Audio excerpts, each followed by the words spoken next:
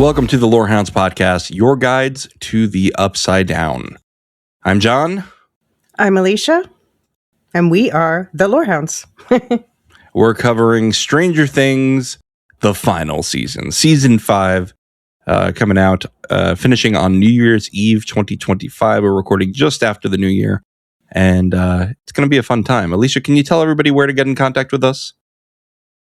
So you can reach out to us on the Discord. You'll find that in the link tree in the show notes. That is our social hub for the podcast network. You can also email us at, I guess this is going to be on horror at the lorehounds.com. I think so. I think it qualifies. Yeah, I agree. It's got horror elements. Absolutely. Monsters. Check. That's right. Cosmic horror for sure.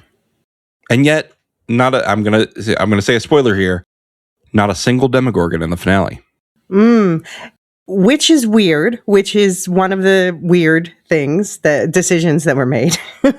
Yeah. Where are all of these creatures of are we doing full spoilers now? I'm just going to say, let's just go full spoilers the whole way. If you're listening to this podcast, there's no way that you've not already watched the finale, right? I feel like Stranger Things fans are kind of rabid like that. Mm-hmm. So I think we should just go full spoilers for everything Stranger Things. Okay. Where was Vecna's backup? That's my question. It's a great question. He's like, I don't need backup. I have a deep voice, and therefore I don't need backup.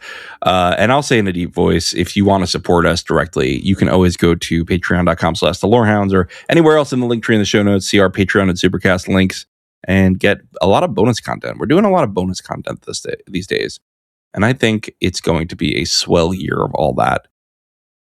This is one of our first podcasts of 2026, if not the first. I don't remember. Was Frankenstein pre-New Year? I think it was. That was pre-New Year, yeah. It was out on the 30th U.S. day time.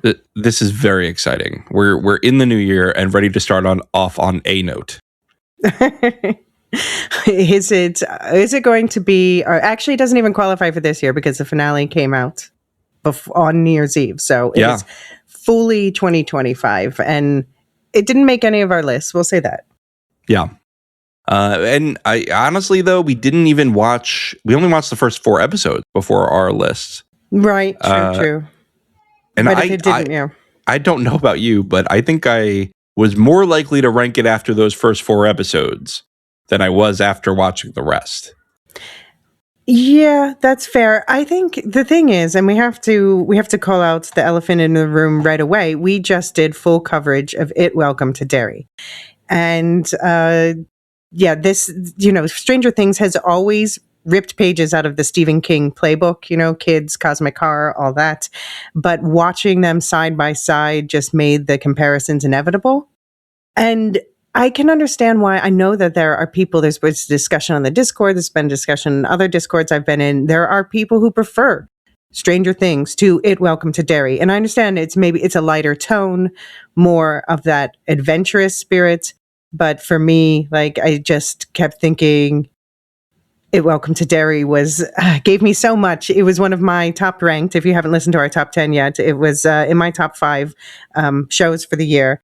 And this just didn't measure up. I would say the most successful part of the finale for me, and we have some good things we're going to call out, and we're going to get Nicole to, she sent us a voicemail we're going to include later, which I think will be positive, reflecting those of you who really loved it. But for me, the most successful parts were the callbacks to the prior seasons. I think that's probably right. Do you want to give a full hot take here, a full overall thought on the season? Maybe include some background on your Stranger Things fandom. Sure. So, I jumped on the Stranger Things boat right away. Obviously, right up my alley. I compared it to Stephen King. It's horror. It's sci-fi. Absolutely loved the show. Going all the way through pretty much. I was even a defender of the seasons that people were detractors from. I was one of the few people, I suppose, who was excited to see Collie show up back here. Although I think she was underused. But for me, this was the weakest season of them all. And part of me wonders, there's that play, what is it called? The First Shadow. It's in London and New York. And I watched the documentary behind it. Unfortunately, I have not been able to go to London or New York to see it, but I did get some interesting full information about it from a slime tutorial on YouTube. But I think that it was a mistake to do it at the same time as they were writing this and splitting their head writer between that play and this final season. I think that shows. I think that's probably right. I only found out about the play after watching the first 4 episodes of the season. I didn't really look too deep into it. I read somewhere that the Duffers were saying anything really important from the play will be included in the final season, any details. So Sure. I didn't worry too much about it. No. I don't know what was included. Maybe you can enlighten me on if there were details that you think Sure. qualify as that. I mean, basically, when they went back in time, the play is set during the high school days of, all of the adult characters, Joyce, Hopper, and also Henry was there too, aka Vecna. But what's interesting is Joyce at no point ever calls out like, oh, hey, I went to high school with this guy. Right. Yeah, that's so weird. Yeah. Does Henry Creel have some Pennywise powers where he makes the people forget about him? Yeah, that is what I was wondering, or like she doesn't recognize him somehow or something. But it's like in the play, the play takes place after he has this whole thing where we see in this final episode he goes to that cave and he sees that scientist, and that's where the like mind flayer particles infect him and all of that starts. And the play takes place. And then he apparently disappears for, I forget what it is, like a week, something like that.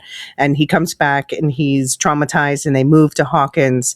And that's when the play takes place, is shortly after he's arrived in Hawkins. So he's already been infected by the mind flayer at this point, and he's not completely given over to it yet, but he is like, spoilers for the play a little bit, but he is like torturing and killing people's animals. And he is like that weird dude in school. Like everyone thinks of him as that weird dude in school. And he was in this play within the play with Joyce that Joyce is running. So it's like weird. He's memorable. There's no way they wouldn't remember him. Right. Yeah. So I want to see the play. It looks spectacular. Yeah. I don't know if I want to see it at this point. I think I'm ready to put the Stranger Things bug to bed. Any other thoughts, general thoughts on this season that you want to shout out? I mean, I guess it was, I kind of like the ambiguous ending with 11, even though there's some plot holes in Mike's whole theory that I think would make it not work in terms of the ability of Kali's powers. But it's like, you know what, you want to believe that, you do you. Although, okay, so Millie Bobby Brown, who plays 11, was spotted in Iceland, and people were like, oh, 3 waterfalls. And so people kept pointing out places in Iceland with 3 waterfalls. And I was really surprised that they didn't use like the most prominent one from all of the Icelandic photography and stuff. But anyway, it's but you're not gonna pick the most famous one, right? If you're hiding out. I guess. I mean, there's a lot of waterfalls in Iceland. Okay, all right. Honestly, she's just going to stand out because she's clearly not Icelandic and presumably does not speak the local language. So, especially if she's in some small town, they're going to be like, "Hello, stranger who doesn't speak our language," and she's going to go, "You are like Papa." Okay.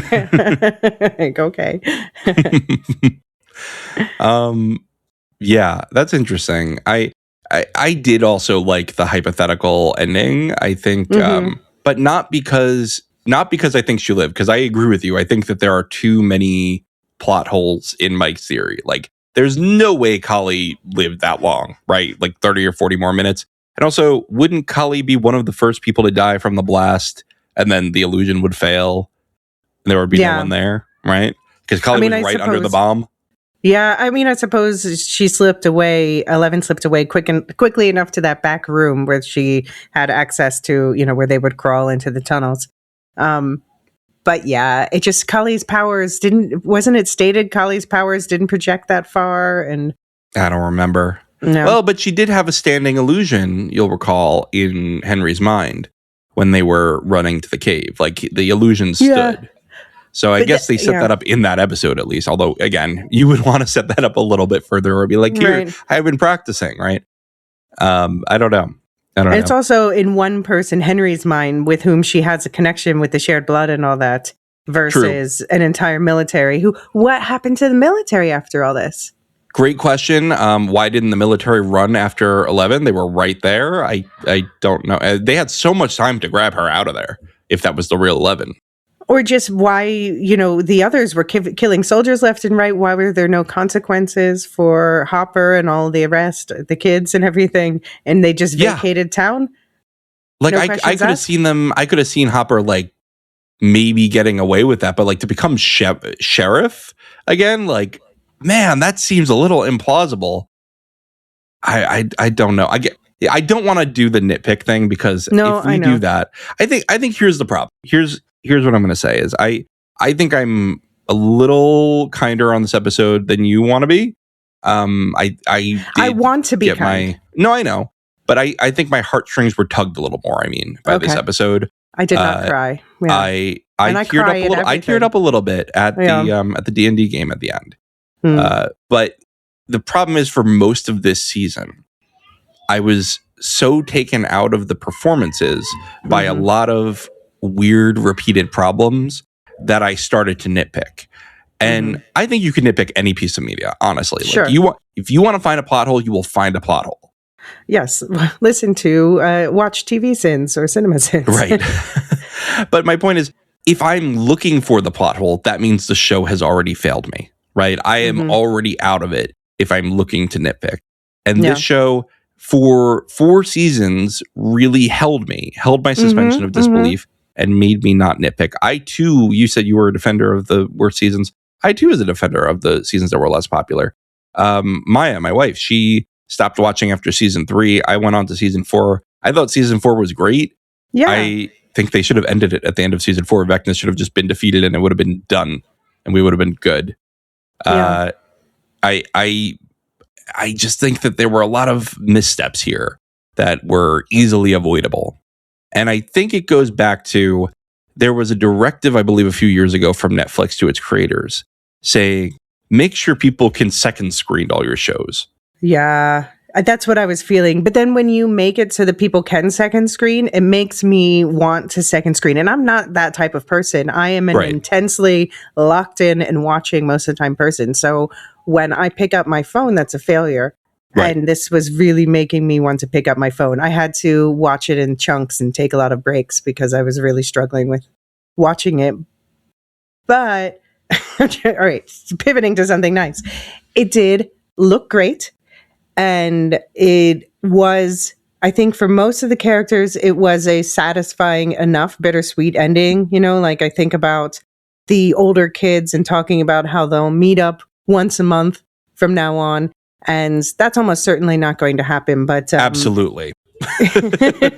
I was like, adults from across the country meeting up for every month. Like, no, that is not going to happen.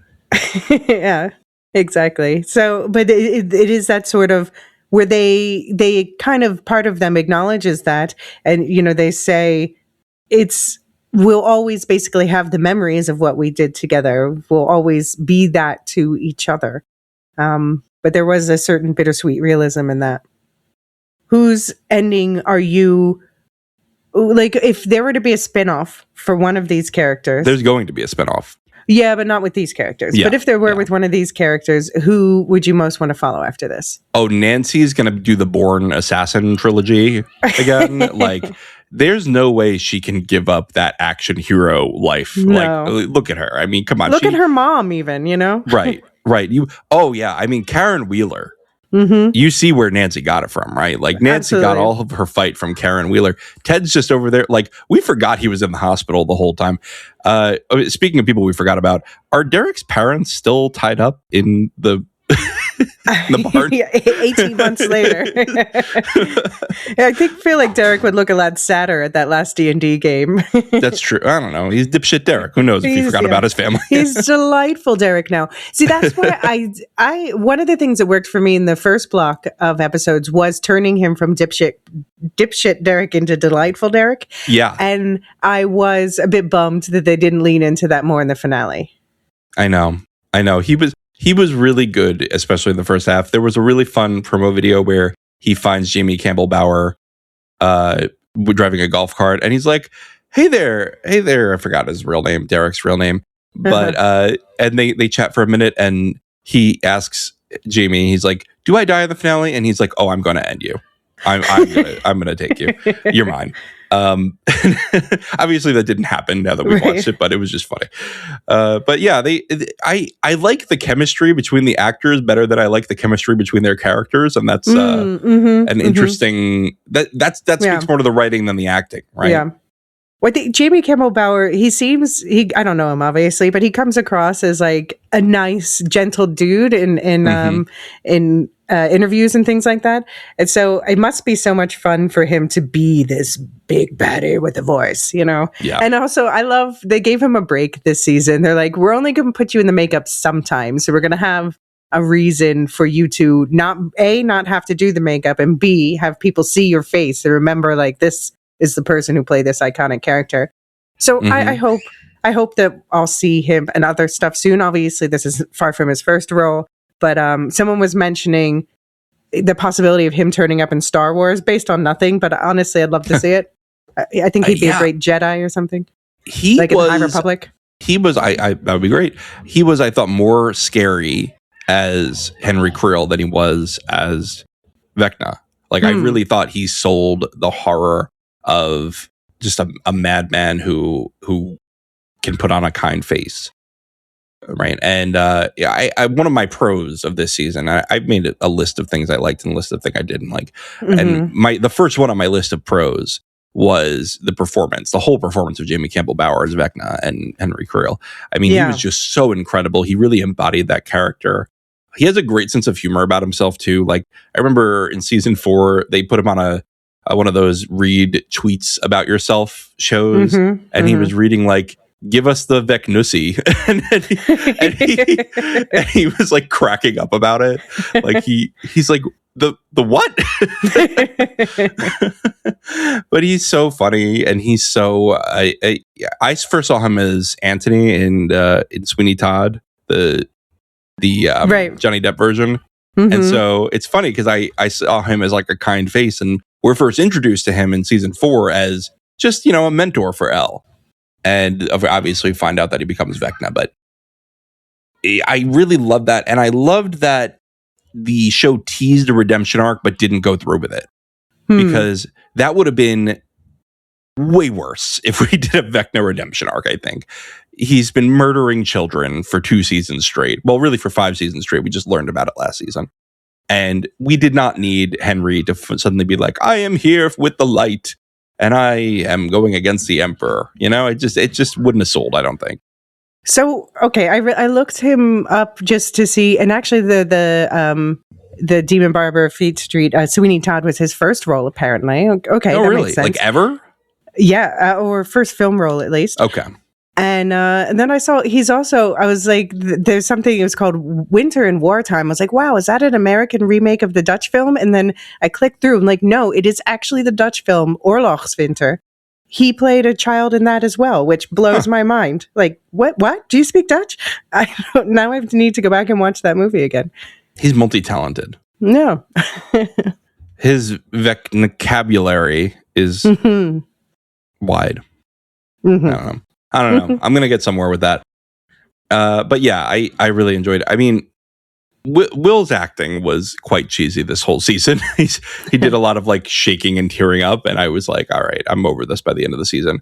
But when he's like, you could help us, you could defeat the Mind Flayer, come on, you were just a kid like me. I was like, all right, well, I was like, writers, let's not do this. And then he's like, he didn't control me. I was like, yes, let the hate flow through you, Vecna. Yeah, I mean, so I wonder, like the Mind Flayer, I guess we do know there's going to be some kind of spin-off, as you referenced, and we know it's going to take place in a different time and place, different characters. I wonder if it's going to be before or after this. I'm guessing before, but I do wonder, like, is the Mind Flayer really gone? What about that whole, what do they call it, Dimension A or something? They call it the Abyss in the end. We can just go with the Abyss, I think. I don't think the Mind Flayer is gone. I think that was a physical manifestation of the Mind Flayer. Yeah. By the way, a cosmic entity, right? The Abyss, that's kind of like Todash space in Stephen King lore. Well, I don't know what that is. So we talked about it on the pod. if I could read, I'd be really mad. Yeah, I don't think the Mind Flayer is gone, but I think they said it's not going to directly relate to the same like creatures and everything in the spinoff they were talking about. Like I think it's going to be like totally separate lore and everything, but they said there's a reason it's going to be Stranger Things. They did almost tease though in the finale. They teased when Joyce and Hopper are out to dinner, and he's like, "Let's move to Montauk." They kind of teased maybe a spinoff with that because I don't know if you know about the creation of the show, but the original show was supposed to be called Montauk. Well, isn't Project Montauk like the military name? Yeah. That's what it was. It was at Camp Hero, and that's what the whole idea for Stranger Things was based on. And then later they moved it to Indiana. But it was originally going to take place in Montauk. So I don't know if that was just an homage to the original idea. I think that's the best case scenario. I think that would be just a nice way to tie things up. Or if they're planning to eventually do a spinoff, you know? I don't think they're going to let this IP go. Oh, no. I mean, I don't know. Who knows? Will Winona Ryder want to keep going on this? I don't know. And I don't think you have the Montauk series without Winona Ryder. David Harbour, too. Right. I mean, I would say maybe the question is more for David. David Harbour's been very busy. Winona Ryder, iconic actress, but I feel like at this point in her career, this is the biggest thing that she's done, and I can see why she might want to continue it. Yeah, I see what you're saying. By the way, another good thing, her getting to hack off the head of Vecna. Wasn't it great to watch that come full circle? Like, Joyce was the mom in season 1 that goes, give me my cigarettes, give me this, give me that. I need it in advance. And just fuck off, everybody. And I'm so glad that she was the one who said, you fucked with the wrong family. They even give her the F-bomb, which was great. Yeah. Yeah, I liked that whole sequence there where it's all of them remembering like the things that Vecna and the Mind Flayer have done to the people that they love. That was the use of the montage, or do you call it a montage when it's flashbacks like that? But anyway, the use of the flashbacks again was, for me, it's what brought it all home. It's what, you know, I may not like this final season as much as the prior ones, but it did feel like it was bringing it all together, at least in that part, even though, and there was a reference at some point at the very end where Maya Hawke, oh man, now I'm suddenly forgetting her character name, Rockin' Robin. Yeah, Robin. Where she is saying, she's talking about how things have changed in the, after this 18-month time jump, which I see you have on the dislike list. And she's like, this isn't even the Hawkins I knew before all of that. And I felt like there was something in there also about, for the people who are like, this is not the show that it was in the beginning. In the beginning, it was kind of this semi-cozy, creepy mystery. And at the end, it was this, you know, rock'em sock'em CGI fest. At the same time, I'm almost coming around to that a little bit, because the way a D&D game goes, right, is you start off exploring and you figure out the mystery and you gain your allies. And in the end, you have the big bad and you're just hacking and you're just getting the hit points down and trying to beat the big boss. And then you have your epilogue, right? Like, I think that kind of is representative of what this show was doing from the beginning. And maybe that's okay, right? Maybe it's okay having the payoff. I do think they could have spread out some of what they did in the finale over a couple episodes and not had everything so packed into a 2-hour finale. Right. Yeah, I think that they did a lot of meandering I think this is why there was a backlash to that second batch of episodes of season 2. It was just like, come on, let's focus. This is the end game. Let's focus and get to the finish line. Question for you. How would you have felt if, instead of forcing us to pretend that these 20-somethings are teenagers, what if they had done a bigger time jump between seasons? How long is Max going to have to be in this fucking coma? I don't know. Yeah. I think they tied themselves in a box with that, you know? I tied themselves in a box, put themselves in a box with that. But okay, Rand. Sorry. Sorry, wheel of time. I was just listening to that audiobook. I listened to them to fall asleep, and you know, you lose Darren's like, kill them all, and that's the whole, you know. Anyway, all right, enough wheel of time. Yes, I don't think I would have liked that, honestly. And you know, I almost was okay with overlooking it. Like, watch Grease. We've been pretending that 50-year-olds were 20-year-olds Yes. for a long time. It was a Stucker Channing. She was like definitely in her 30s when she was filming at Grease. least. Yeah. So I there's a storied history of grown-ups playing children. I think it's just so glaring, especially when they had the flashbacks in there. They're like, wow, they really used to be babies, but this is actually 10 years later. Right. It was quite glaring at some points. They even did, I saw on TikTok, they did, the current actors reacting to their first onset interviews as kids. And they're all like, oh my God. It's funny, Dustin's actor, I can't remember his name, but he goes, I don't think I've changed the looks at all. Like, I think I pretty much look the same. Yeah. And he's right. Yeah. He definitely looks older. Yeah. Yeah. He was the one I was saying that when we were talking about Violent Nights, I was saying he could take up the, because David Harbour plays Santa there. I was like, Gaten Manzano is the one, if we were going to choose a Stranger Things younger character, he's the one who could take over that role. Okay. All right. I'm into it. Yeah, I just I think that the 18-month time jump, I'm just gonna say, was the weakest thing. And what I mean by that is the first 18-month time jump, right at the beginning of the season. Right. Because they do skip again at the end. But I thought that it was just, the last season ended on this like urgent thing of the world is literally like there are fissures in the earth now and we have to find Vecna. And they kind of undercut that by being like, we've been looking for him for 18 months. Yeah. And then Max just being, I didn't understand how there were some really weird plot holes. Like, why did Henry need Will to find Max when she's been in the same spot for 18 months? And she's in the exact spot you would find a coma patient. Yeah, right? Yeah, exactly. Like she's just in the hospital. And also he's going around town abducting children. It's not like he's stuck in one part of town. I don't really understand that. There were some other weird things like Mrs. Wheeler's in critical conditions. She can't talk. She can't move. She can barely write. And then she's like, I'm going to beat the shit out of these Demogorgons. Demodogs, whatever they were. When she came and she did that was kind of fun when she exploded the washing machine. But then I watched that block of episodes with my family because I was in the US at the time.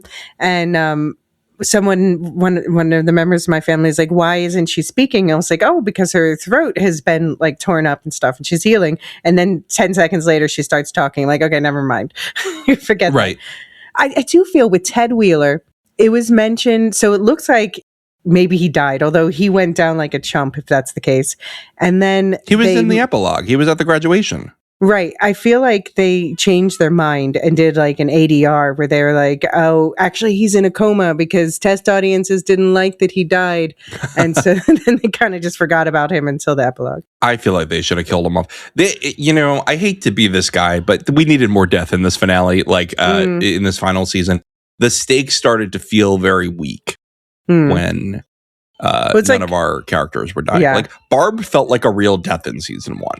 Right. Right. And every season they kind of got a little weaker on the deaths. Eddie was a big one. Eddie was a big one. I mean, that was a thing, though, that people were starting to make fun of, is like every season Stranger Things introduces someone and sets them up to knock them down, right? Like sets up this emotional bond just to make you hurt later. And they didn't really do that this season. I mean, they kind of tried to do it with Kali, but I felt nothing. I just felt nothing with Kali.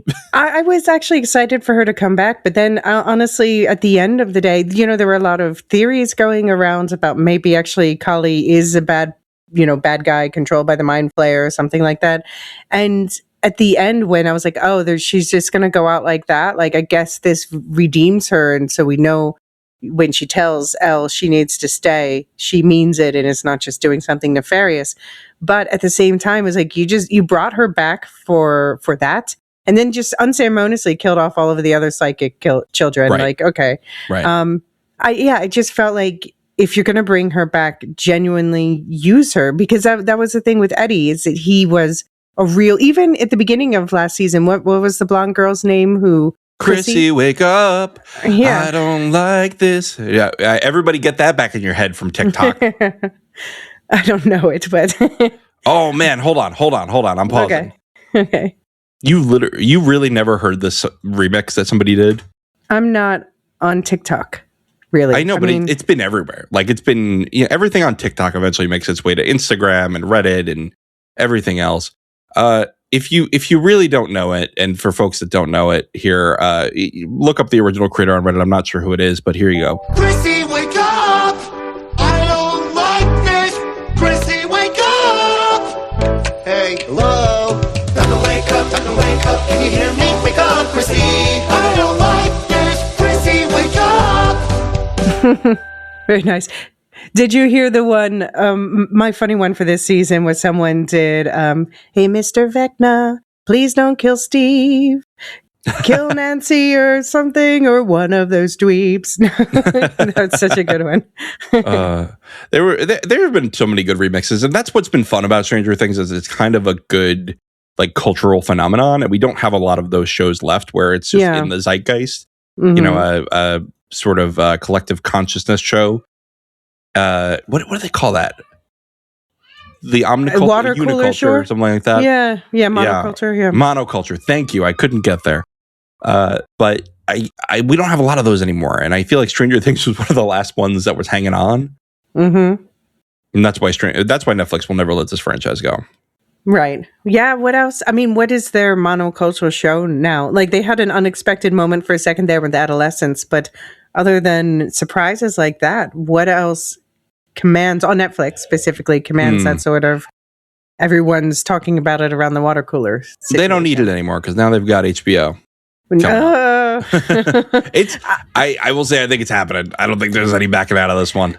I mean, again, I'm still happier with that than with Paramount just because of the whole situation. Comcast would have been my choice, definitely. But this here, what we saw with this makes me nervous for what they will do with HBO. Oh, there's going to be a Vecna Pennywise showdown at some point. Well, but it's not even the milking it part, but just like the being lazy about the writing or saying we need lean back writing, as you were saying, things like that. Right. I'm really afraid they're going to binge drop HBO shows and just ruin everything that makes HBO special. Yeah, I have no idea what's going on with binge watch culture because Netflix is sort of starting to soften up on that. Amazon is dropping Fallout numbers. Weekly. I know it's not good for that. I don't know why. I know that a lot of people are like, no, I really like binge shows, but like, I don't know, like I can binge a show in a weekend or you can make me pay for 2 months to have a show. Right. Exactly. Like it does seem like it would be better for the business to have it weekly. And then, when it's weekly, people talk about it and there are podcasts about it. So it's getting way more promotion. And it's we probably would have covered this season if this was weekly, right? Like this probably would have been a big enough show where we have to cover it. Yeah, perhaps. Anyway, there are a lot of criticisms I have on the show, but there's a lot of positive too, and I want to talk about it. But first, let's take a quick break.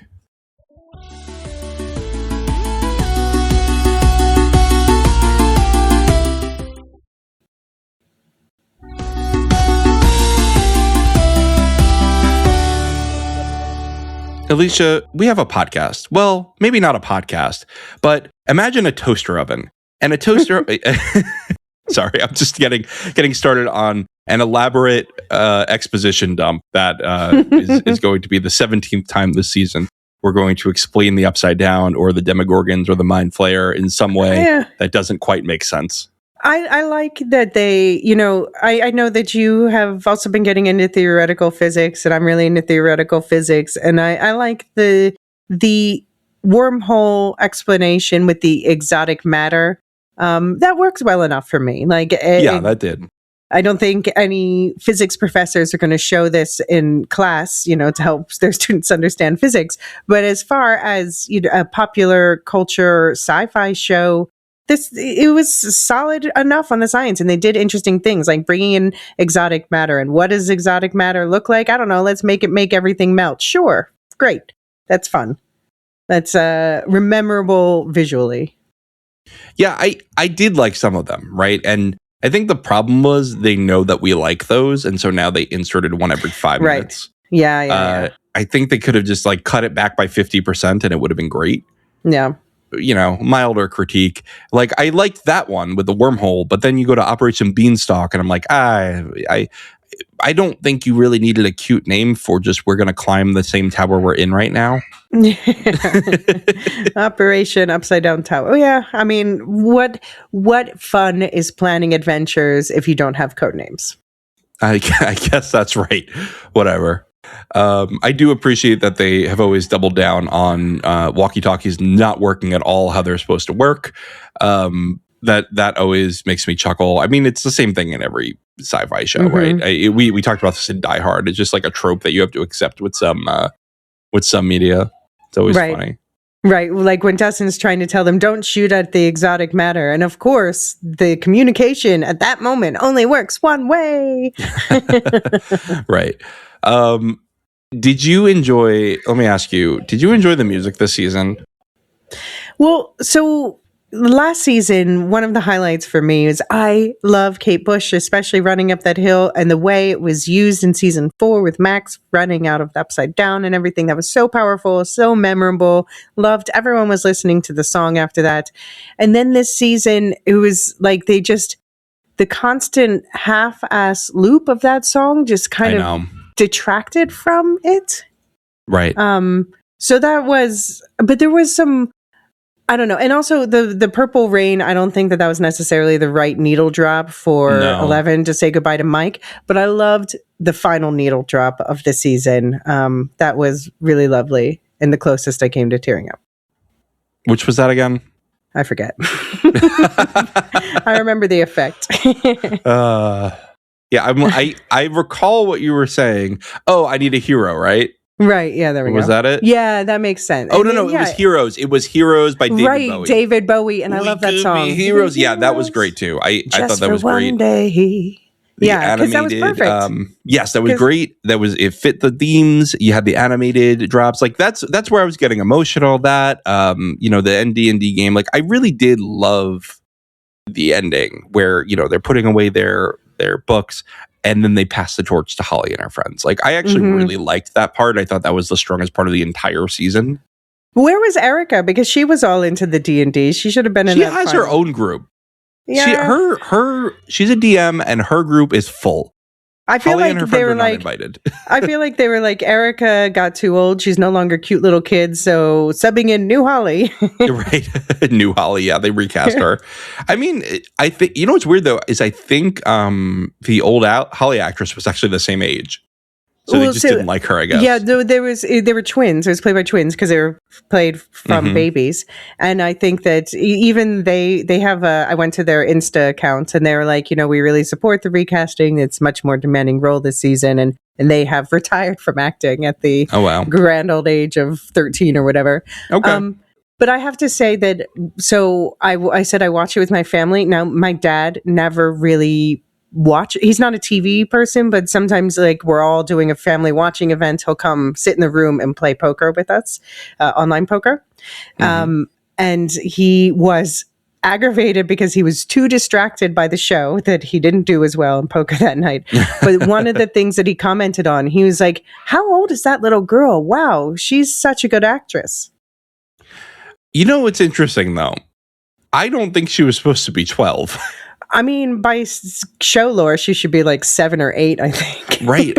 And I think, the way that they're having her like dress and stuff is like not a 12-year-old's clothes. No, they aged her up all of a sudden, but not the rest of them, just her.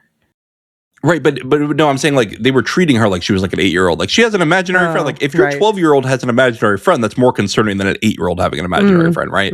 Right. An 8-year-old's starting to get a little old. A 12-year-old needs to be seeing somebody. Right. And I don't know. That was a little weird. I do you think that they focused too much on Holly this season? She kind of grew on me by the end of the season and I was okay with it, but I'm curious your thoughts. I mean, I just think that if they were going to do that, then they should have committed through to the end where she did, they did have her taking over. That was nice. But I don't know. There were just a lot of things that I felt like parallel stories that were not really pulled back together in a satisfying way at the end as I would have liked. And where they just, rather than, I would have rather had the time devoted to our main characters and to Absolutely. exploring more. I feel like Will's the only one who had any sort of interesting arc this season. And I guess No, 11. Mike was there. Yeah. Mike was just there. Lucas was there. Dustin was Yeah. there. I mean, Lucas at least had the thing with Max, but that was really Right. more about Max. Mm-hmm. I Yeah, it's totally true. agree Max with had you. a good, yeah. Dustin just got beat to shit. That was his arc. Yeah, which was such a Stephen King moment where he's just being bullied by, the Henry Bauer level of bully. That's an It reference for anyone who doesn't know. Yeah. Oh yeah, I'm pretty sure that fight summoned Pennywise. That's just how it works in Derry. But yeah, I agree with you. There needed to be more character moments. I would have taken less Holly and more of the characters that we've come to love. And also, I would have liked to have the reveal of Vecna's power source more explained. Like, where did the meteor come from? Mm-hmm. Or the rock, whatever it is, where did the talisman come from? Who is the mind flayer? Like, I just don't think that we really got that. Speaking of Dr. K, who the hell is that? And why was she there? I almost feel like because Dr. K was Brenner just died. Yeah. But that's what I mean is, like, I think that they killed Dr. Brenner and then realized they still wanted him there. Right. And then had to just make they're like, we'll cast Linda Hamilton and everyone will be happy. But I wasn't happy. I was No. I didn't know who that character was. You didn't give me the motivation. She was a cartoonish villain, right? Mm-hmm. And I think that Papa was a lot more nuanced. Right. Like, he was a villain, but you almost like saw his love for 11, and there were times he saved her.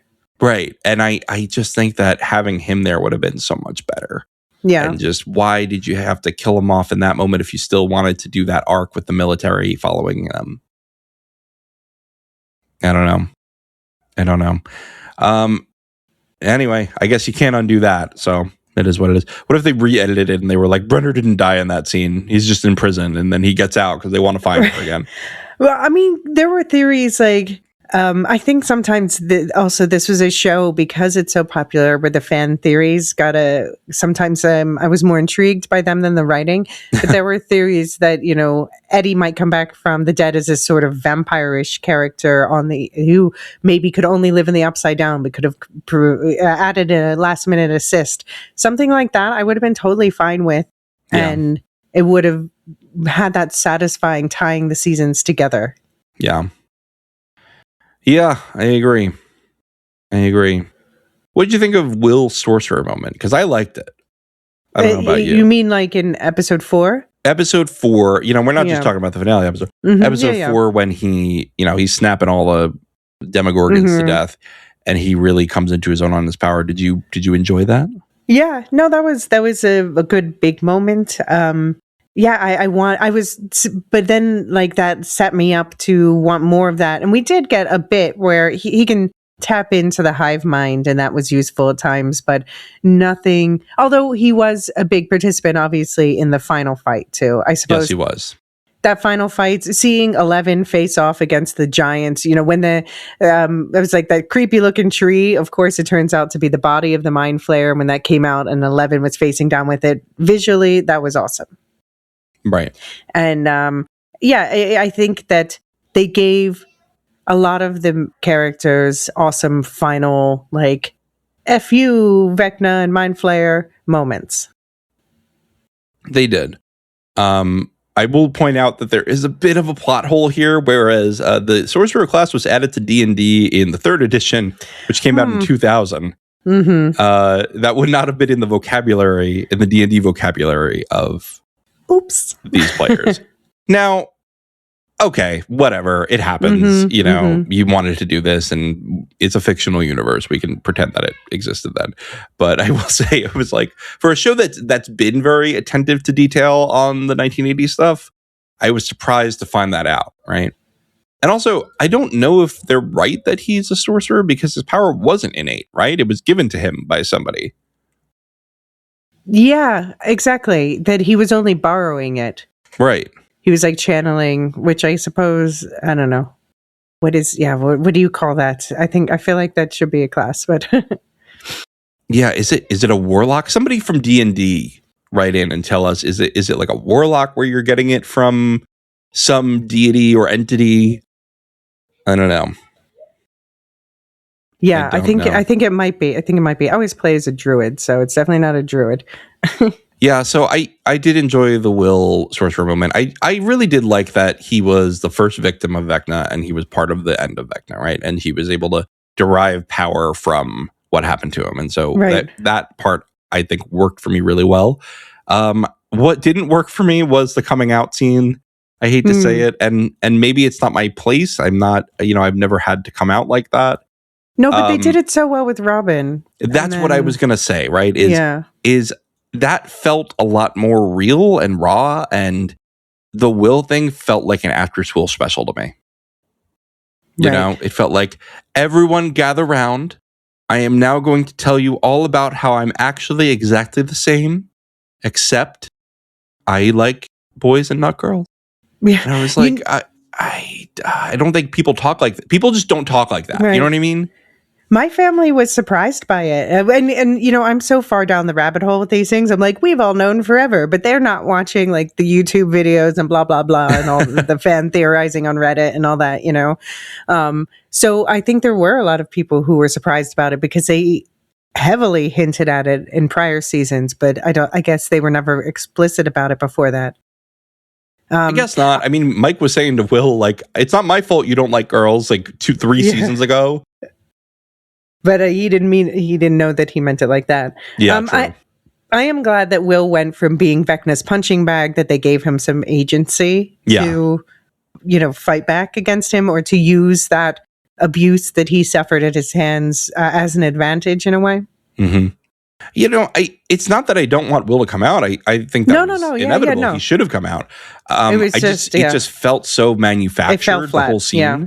Mm-hmm. The gather everyone around in a circle, and even Vicky, who I don't know, and make sure that you know what I mean. Like, why was Vicky there? But at least he knows that Vicky will understand more than most people there. Because that's true. That's fair. Okay.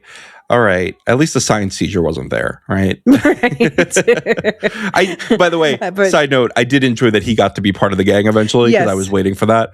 A little late, but that's okay. Yeah. But I thought Robin's scene was just a world better than Will's scene. And I wish, why wasn't his mom hugging him? Like everybody else hugged him, but not his mom. Just very weird. Just very weird vibes for that whole scene. Like it just the hug even felt so staged. You know what I mean? Yeah, like I could feel the choreography. They're like, and hug now. There's a director behind. And add Jonathan and take 10, hug. I mean, do you know it took them 12 hours to shoot that and then another 12 hours of reshoots? For that scene? For that coming out scene, yeah. Really? I just don't understand. What else did they do? That's a great question. Show me the other takes. I just, again, like, I don't want to linger on this because, like, it is something that, like, should be handled with care, right? Like, this is something that, like, coming out in the 80s was no joke. And Will probably felt real fear. If a kid had a similar experience to Will, I mean, I guess nobody had a similar experience to Will getting kidnapped by a monster. But anyway, being gay in the 80s was a whole thing. It's the height of the AIDS epidemic. I mean, come on. I remember I went to high school in the 90s and I had friends who I knew were gay, but we did not talk about it for their protection, It was I was in high school in the late 2000s, early 2010s, and it still was like people were not fully open. I mean, same-sex marriage was only made a constitutional right in the United States in the mid 2010s. Yeah, well, I can say I think it was 2001 when the Netherlands became the first country to have same-sex marriage. It's just this stuff was so kept under, and I understand why they had Will do it then. Like, it makes sense. He was just tortured by Vecna with those fears. He should come out. It felt like that was a conversation he should have had. Like, wouldn't it have been nice if, like, he came out to his mom and Mike his mom and his brother. Start there, yeah. Well, just Mike. Hear me out there. Here, his brother and Mike pass by and over here, and here Will go, I'm just worried people won't accept me, and they just come over and they just hug him, or they're Yeah. like, you know, we're good, man. You know, like, and then slowly people just come in and start, you know, supporting him. I think that's much better than, you know, gather the city. I have an announcement to make. Robin, turn on the radio station. It's Rockin' Robin with your after school special. It's funny because now Robin's actually dating someone, but he came out to the entire group, and Robin's like, wouldn't know anything about it. By the way, don't ask questions about my friend Vicky here. Right. You know, there were a lot of people in the Byler community. You know, people were shipping Will and Mike. Right. They were like, oh, he's going to leave 11 for Will. Yeah. I was like, first of all, you're delusional. They set up Mike at 11 for the whole season. But I did like how they framed Mike as like his, I don't remember the name of the other girl that Robin was into before. Vicky, Tammy, thank you. That Mike was his Tammy. You know, it wasn't about him. It was about, you know, the identity. I thought that was all good. But I lost my train of thought. Well, I'm just going to say I'm glad, you know, I understand the Byler shippers, but I don't think it would have been honest or real if Mike was suddenly like, oh, now that you mention it, I just realized that I also like men, you know. For I too have an announcement. No, but I did enjoy. I remember where I was going now was when he's like, I hope we can still be friends, and he's like, not friends. Long pause. Yeah. Best like, friends. And you're like, like, wah, wah, wah. Wait a minute, Mike. What are you about to say? Yeah. We had a good time. Anyway, I'm glad Will's out in the open. Weirdly written scene. I would have rather them spent less time filming it and more time writing it. Right. But, you know, that's all right. That's all right. Will did at least get, you know, some really badass fighting scenes. And, you know, I saw some complaints about like the Mind Flayer scene was very like, you know, video gamey, but my dudes, it's a show where it's about D&D. Like that was a very D&D, you know, hit points. They're like, we got to get its hit points down. It's some hive mind. I was like, cool. I was so in for that. Like I did really enjoy the boss battle. I mean, this is a show that's kind of meant to be a video game in some ways. So right. I'm totally on board for that. Right. You know, I just want to say I found this to be a very safe finale, right? They did not take a lot of risks. They did not kill off a lot of main characters. Even 11, you're like, maybe she's not dead. Right. You know, there were a lot of things that worked. You know, the whole scene of Hopper, you know, passing along the lesson to Mike, like, don't walk that first road like I did, blaming yourself for her death. It worked mostly. And I think that the show, you know, there was a lot of worrying, like, is this going to go down the Game of Thrones way, where like it was big in the cultural zeitgeist and the finale was so bad that it just, you know, knocks the show out of existence in the zeitgeist. And I don't think that's this. I think that this show landed the plane. Yeah. A bumpy landing for sure, but the plane has been landed, and I think the show will go down with a positive memory. I think people will remember the good seasons and then forget the sloppy stuff. And I think I even said before the finale, this show's legacy comes down to the quality of the finale. Right.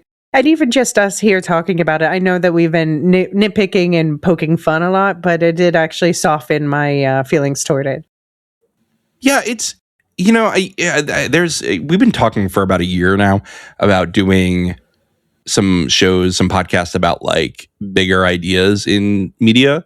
And one of the ones that I'd like to talk about is, what is a serial show? What is a popcorn show where you don't need to think about it that hard? It's there for your enjoyment and you're going to overlook any plot hole. And can a show go from a prestige show to a serial show?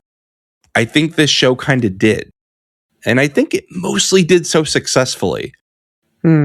Like there's a loud vocal minority, I think, that is going to just crap all over this finale. But overall, I think it might not have been a great piece of media, but it was a good piece of media. And I think we all had a good time. Yeah, I'll say on Letterboxd, I saw more positive ratings than negative. And right now it stands at it stands at a 3.3 average rating. And I'll say that the only reason it's as low as that, which is a very respectable rating on Letterboxd, but the only reason it's even that low is it's kind of spread out. So there's definitely a diverse range of opinions on whether or not this landed. But I see that the ratings are hovering more toward the higher end for sure. Fair enough. Well, let's give some polarizing feedback right now. Okay. We've got, I'm going to first do the negative and then do the positive. Okay. Ken W. wrote in and said, overall season wasn't great. Story arcs dragged out to make episodes longer. The series finale was a bit long-winded, and IMO, we needed more sacrifice from main cast to bring it home.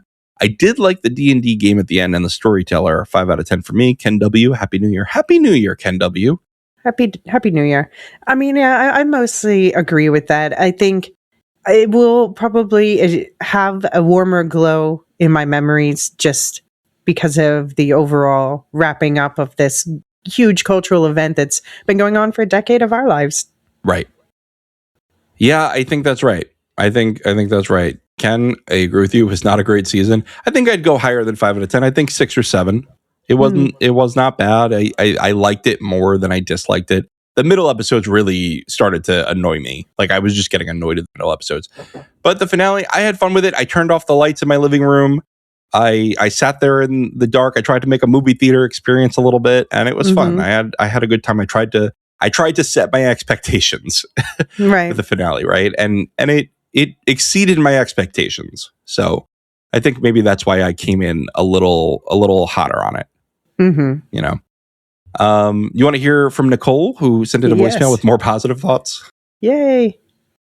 Hello, Lorehounds. This is Nicole from Nevermind the Music, reporting live, essentially, from a movie theater bathroom where I've just watched Stranger Things Season 5 finale with a group of dedicated fans. It was really cool to watch the finale on a big screen, definitely changed the vibe, and it was really fun to watch it as part of a big community. This show, for me, was all about community. The fact that people were so engrossed in this and like chatting about it was really cool. And I really liked, for my family, we all sat down and watched together, and it was a way for us to spend time together. That said, was it derivative at times? For sure. Were there major plot holes? Like, what happened to Barb? And are Derek's parents still tied up in a barn somewhere? Absolutely. But that said, production values were so strong, in my opinion. It was really just a good watch to sit down, have some snacks, laugh, cry a little bit. I mean, I didn't cry that much, but my daughter was ugly, sobbing at some of these characters as they grew and developed over time. And it was really fun to watch that happen. Not like watch my daughter cry, but I think you guys know what I mean. The show was just funny and nostalgic. I liked the ending. I liked how they had all the action stuff in the first hour, and then the second half was really just wrapping up some of the storylines. I had some concerns going into this final episode, like how are they going to solve all these questions, because there was a lot to unpack. But they did it efficiently and kept the plot moving along, had like breaks for some humorous moments too. So I really enjoyed the action-y part of this finale, but really like closing out these character arcs in sometimes unbelievable ways, but whatever, we just had to like check off a box in some cases. Some things I wished happened, really wished Mike and Will got together in the end. We were really rooting for that as a family here. Fair. I'm glad Steve didn't die. Big fan of Steve's. I think for me, the show was strongest in season 3, where Steve and Robin were in like the Russian underground bunker and on the truth serum drugs. I thought some of the scenes in season 3 were the funniest for me, specifically Steve and Robin in the bathroom together, where they're like confessing, having like a quieter moment. And then I think one of the best scenes in this whole show was when Dustin and his girlfriend were singing the Never Ending Story song while the Mind Flayer was like chasing them, and you could see them in the back of the car. And it's just overlaid with this very ridiculous Never Ending Story song. The juxtaposition there was really cool for me. And that's what I loved about the show. It was like irreverent and stupid and touching in some ways and very nostalgic to my childhood as a kid growing up in the 80s in a small town. So I know it wasn't the most cinematic show and the most developed show, but the writing was strong enough and the acting was great. And you really fell in love with these characters and the actors playing them. So all in all for me, I'm saying 8 out of 10. Great watch. Prove me wrong. You probably will. Mm-hmm. Thanks, guys. I'm loving your coverage on this. Short and sweet, and I appreciate that. Hope to chat with you soon. Thanks for letting me chime in. I mean, we're never going to say that you're wrong, Nicole. We are grateful for you bringing that opinion to the table. Yeah. And I think we were kinder on this than we expected to be going in. Yeah. I mean, there is a lot of nostalgia, and we forgive a lot of things for it being Stranger Things. Yeah. This is now going to be like, I do think that this has the potential to franchise out. Like, look, if a spinoff comes out, I'm going to watch it, right? Like, I'm not going to not watch it. Yeah. Oh, it's also, I'm sorry, Duffer Brothers, but I'm a bit excited to see what someone else's take in this universe is going to be. Mm-hmm. I don't know who the new showrunner or whatever is going to be, but I'm excited to see a new storyteller step into this universe. Yeah, I agree, and I think that's a good place to leave it. Yeah. Well, I'm curious we do have the Stranger Things chat set up on the Discord, so we've been able to hear some opinions from the community, which seem to be about as all over the place as you've heard from us. So yeah, I think we're both all over the place. Like I feel very polarized myself on this season. Like I'm ambivalent. Yeah, I've got some big feels coming up, but that's mostly nostalgia tugs, like you said, from earlier seasons. And it's nice to like we've all lived 10 years of our lives. Like it is kind of like saying goodbye to a chapter, right? Yeah. Absolutely. There's something to be said for that. Mm-hmm. Yeah, and I'm glad that they were willing to end it at this point, even if, we think it should have ended with season 4. Yeah. I'm glad that they were willing to step back and say, like, okay, that's enough of this story. And I respect the fact that they're going to tell other stories in this universe. And I'm excited for a fresh breath of air in not Hawkins, but Montauk, wherever else we're going. Mm-hmm. Mm-hmm. Well, we know that Mike has become Bill Denbrough, and we will be seeing some more stories from him probably in the future. And I look forward to that. Yeah, absolutely. And maybe I would love some in-universe Jonathan movies. Oh, we didn't even talk about that. Like Jonathan, we didn't realize that this was actually a David Lynch prequel story, like biopic, because Jonathan's becoming David Lynch now, I think. Yeah, well, now he's going to make movies in industrial Philly about capitalism, anti-capitalism. That's David Lynch, right? Like that. That's not David Lynch. Well, it's been fun talking about this with you, Elysia. Yeah. We got a lot going on this year. This is our, one of our first podcasts of the year. So I know the first, yeah. Yeah, it's the first podcast of the year. We're going to be doing a Night of the Seven Kingdoms together. I'm really looking forward to that with you and David. Yeah. The whole triarchy. Yeah, that's going to be a lot of fun. I recently reread the novella that it's based on. Yeah, me too. Yeah, it's a quick read. It's 120 pages, I think, and it's not dense like Game of Thrones is, right? Like you can fly through it. I'm really excited. I think it's going to be a lot of fun. It's a much lighter take. And from what I've seen from the trailers, it's like, okay, they understand the assignments. Like the tone looks right. The casting looks, on point. I'm very excited for this. It's going to be a good time, I think. We got plenty of other stuff coming. I'm into The Pit now. I'm going to propose to David that we do some light coverage of it. All right. You have not watched it yet, right? I have not watched it. No. I mean, it's one of those ones where I wrote it off at first because I was like, Noah Wyle hospital drama, not my thing.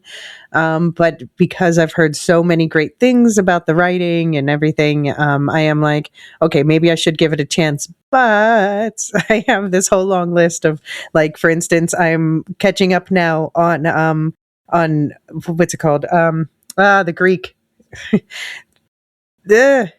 What? The Oh, Percy Jackson. Thank you. Marilyn and I are going to do a Percy Jackson one shot at the end of the season. So I am just diving into that world, catching up on season 1 and season 2 that's airing now. Okay. So yeah, my watch card is a bit full for the moment, but someday I'll probably watch The Pit. Well, it's back in a week, so I know. I'm not going to catch up. I'm not going to catch up before season 2, but I hope people like it as much as season 1. You say that, but you know, I binged it. I'm almost done with it. I started this week. All right. Because you were iffy after halfway through the first episode. You were like, oh, it's very hospital drama. But then, it wasn't that. It's that I am very squeamish, and it is an HBO hospital drama, right? Like they are showing things. So that's why I wasn't sure, but I'm really enjoying listening to those scenes and not watching them, you know, closing my eyes for a little bit. Oh, the sound for me is always the worst. I always cover my ears with the squishes and stuff. There was one scene where I was like, just tell me when it's over. Maya, tell me when it's over.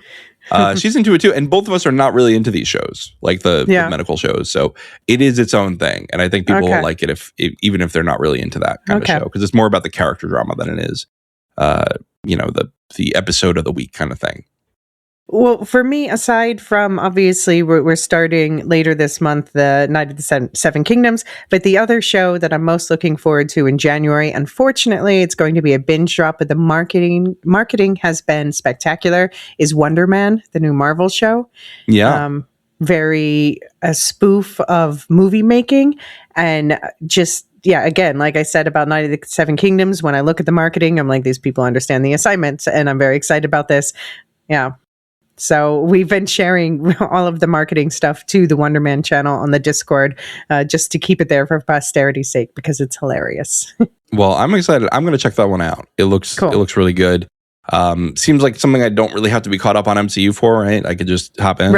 Right. Yeah. No, I think you can. It has Trevor Slattery, played by Ben Kingsley, who, you know, he first appeared. They do make references to the fact that he played the Mandarin in the Iron Man movies, and then, you know, came out as being a fake, big fat fake, and then of course showed up in Shang-Chi in this. And so this is more like the comic version that we saw in Shang-Chi. It's very comic. Cool. That's exciting. I know we've got a lot of Second Breakfast and 11Z's materials coming up, but we don't know what we're covering on 11Z, so I guess we should hold off on that. Right. And then, you know, plenty of other shows coming this year. I know Still Brilliant Stories. I'm working on getting that rescheduled with Maryland so that we can get more Tolkien on the feed. I've got an interview lined up for February that I'm excited about. And a lot of stuff coming this year. Radioactive Ramblings is covering Fallout, not weekly, I don't think, but regularly at least. Almost weekly, yeah. And for subscribers, Brian and I are recording the day after we're recording this, What You Watching for Death by Lightning. And Death by Lightning was a Netflix show, came out at the end of the year, only 4 episodes. And it is about Andrew Garfield, about his life and, well, spoilers. But I'll say that I'm so excited to talk to Brian about it, because as long as I've known him, he's said, like, I'm a presidential scholar, especially interested in Andrew Garfield. So very excited to pick his brain. Here's the thing, though, is I thought you meant the Spider-Man actor for a minute. And then I remembered that, you know, there was a whole president. Fun times. No, that's cool. I'm gonna check that out. That talk, that sounds like a lot of fun. Yeah. Maybe not fun, but a lot of interesting stuff. It'll tie nicely into our discussion about Gilded Age, which is set at the same time, basically. Very cool. And so, definitely check out that. Everything else on our feeds. Like I said, Radioactive Ramblings covering Fallout regularly. Go to their feed in the link tree in the show notes. Check out Nevermind the Music, doing weekly music coverage. Music and Psychology crossover. That's in the show notes as well in the link tree. Wool Shift Dust, got anything going on, or Star Wars? Yeah, we just released the full this year's A Christmas Carol adaptations episodes, which was some really great deep talk, which actually went surprisingly into history, a lot of different types of history, from like the Great Depression to Idi Amin in Uganda, like just went all kinds of unexpected places this season. So that was great. And next up is, as we're finally resuming Dune. Well, I'm excited for both of those things. I haven't listened to your Christmas Carol yet, but I'm going to. I listened to last year, and that was a lot of fun. Yeah. So yeah, everybody go check that out. A lot of good stuff coming this year. I'm excited for a lot of this stuff. I know I'm going to try to get our Star Wars monthly coverage up again too, with covering the movies, finishing off the original and then sequel trilogies. Yeah. Great. All right. Excited. Time for thank yous. We have our Discord server boosters: Aaron K, Tiller the Thriller, Duve71, Athena A, Lestu, Nancy M, Ghost of Partition, Radioactive Richard, and Adrian. Elysia, we have a lot of lore masters that are new, and so I'm going to make you read the list. Okay. Thank you to our lore masters, our highest tier of subscribers. That would be Samartian, Michael G, Michelle E, SC, Peter OH, Nancy M, Duve71, Brian 8063, Frederick H, Sarah L, Gareth C, Andra B, Kwang Yu, Nathan T, Sub-Zero, Aaron K, Deli V, Mothership 61, Gnarls, Kathy W, The Stew, Jeffrey B, Elisa U, Ben B, Scott F, Stephen N, Julia F, Collie S, Ilmariel, Paul K, Rocky Zim, Jessica A, Red Zippy, the TCS, Dopamini, Catch It, Eleanor, Mrs. Tennant, AC Wilson, Eli W, Cassie K, Chumbarooney, and always last, Adrian. Hooray! We have we had a lot of gift memberships going on. Yeah, very cool. A lot of Christmas spirit and Secret Santas happening in the community. So thank you, everyone, especially the Secret Santas and the Lore Masters.